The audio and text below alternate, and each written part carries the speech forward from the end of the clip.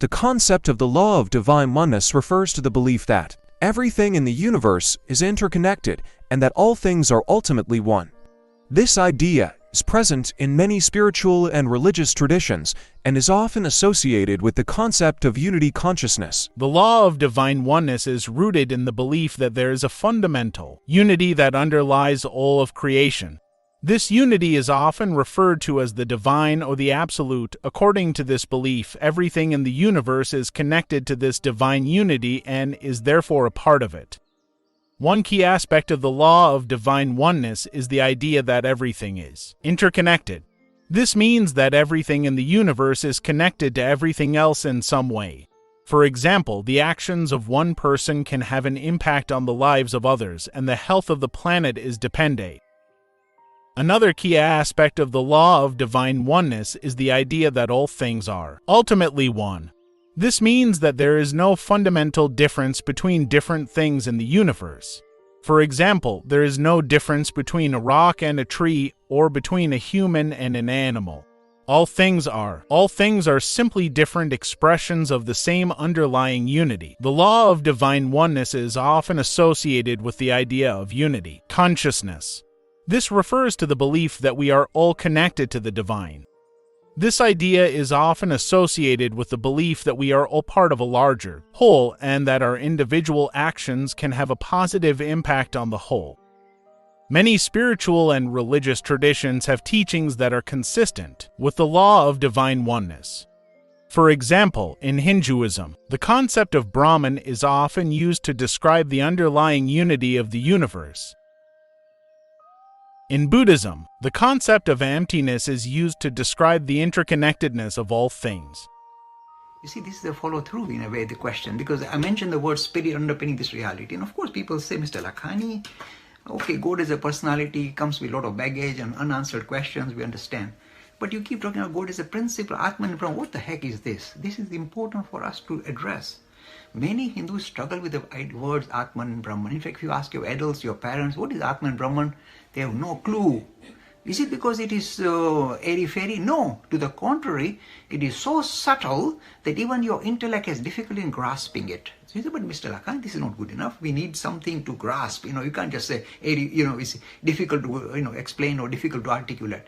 Give me some handle on what is this Atman and Brahman. The idea is this. They say underpinning this reality, a principle, in the nearest words the Hindus have devised to try and get a handle on this underpinning to reality called Brahman. Expressing itself through the universe, we call it Brahman. Expressing itself through individuals, we call it Atman. It's just basically saying the same thing, manifesting the creation, Brahman. The same thing manifesting through our eyes, we call Atman. So there is a link, but they are saying, what the heck is this? Give me some handle on it. And this is a serious issue. And the three handles the Hindus have devised to try and kind of conceptualize the idea of Atman and Brahman are following. They come from Adi Shankara, and these are the words they use. Asti is of the nature of Asti, is of the nature of existence. Like you say, okay, what exists? What does God exist? They say, no, it is of the nature of existence. Whatever existence itself is the underpinning to reality. Existence itself. So Asti.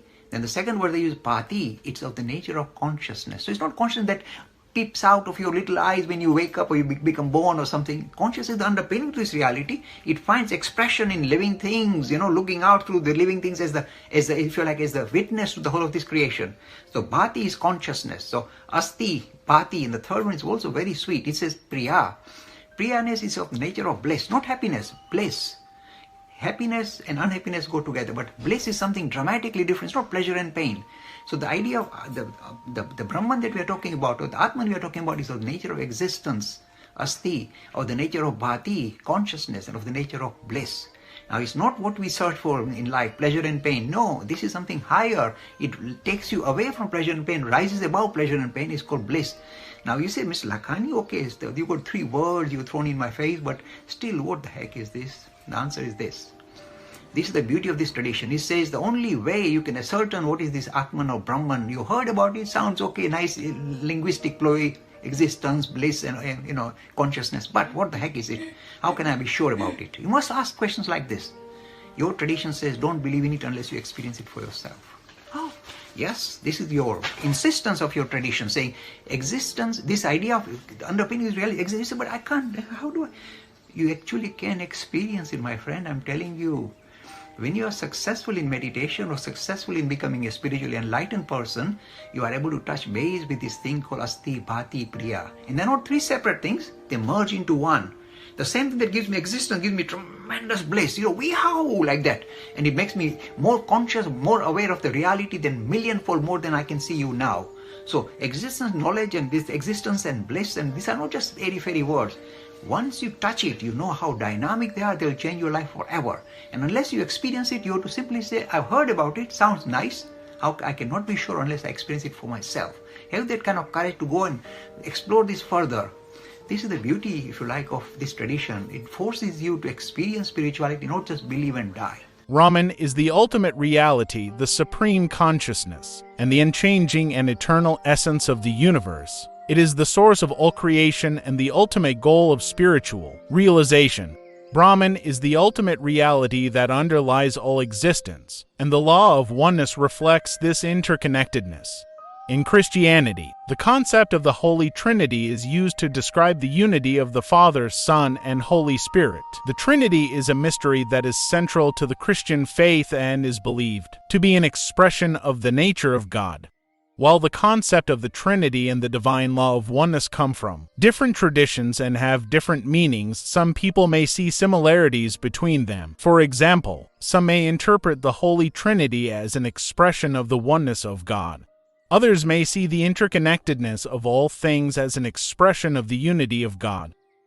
Esoterically, if everything that exists is connected, there must be one common factor among all of us. That is, energy. According to modern physics, everything in the universe is made up of energy.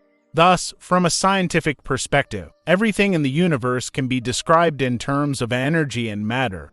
This view is consistent with many ancient spiritual and philosophical traditions that also recognize the underlying unity and interconnectedness of all things. In 1925, physicists came to another understanding because they said, so what are those particles made out of? You called atoms. And they found there were smaller so-called particles, electrons, protons, and neutrons, but that still wasn't the quest because what are they made out of? And that's when the world changed. It's made out of energy, not physical, no substance. There's an illusion that we are physical entities. You're an energy field. Energy just mixes all together. I'm sitting in a field of energy right now. So if I'm made out of energy, which I am, does it mean that the edge of my energy stops right here? And the answer is no. In quantum mechanics, I'm an energy field. Wherever I go, I'm like a broadcasting an energy. Wherever you are right now, you're broadcasting energy. And so in a Newtonian world we grew up with, this is separate from this and that's separate from this. And I go, in a quantum mechanical world, nothing is separate. The law of divine oneness suggests that there is a universal consciousness that underlies all of existence. This consciousness is sometimes referred to as God, Source, or the universe. This suggests that we are all co-creators of our reality. Our thoughts, beliefs, and actions influence the energy and consciousness of the universe, shaping our experiences and the world around us. The principles of this law suggests, therefore, that my actions and thoughts can affect thousands, which will have a further effect. Take, for example, I cut down one tree. Here's what will happen. I will destroy the natural habitat of a number of animals. Erosion will become an issue since trees provide an anchor for soil, which is essential in preventing landslides. Human health will be jeopardized since trees help to remove pollution from the atmosphere. One seemingly insignificant act of an individual affects the lives of other living things. This belief can be a powerful tool for understanding the nature of reality and can help to promote a sense of interconnectedness and unity among all beings.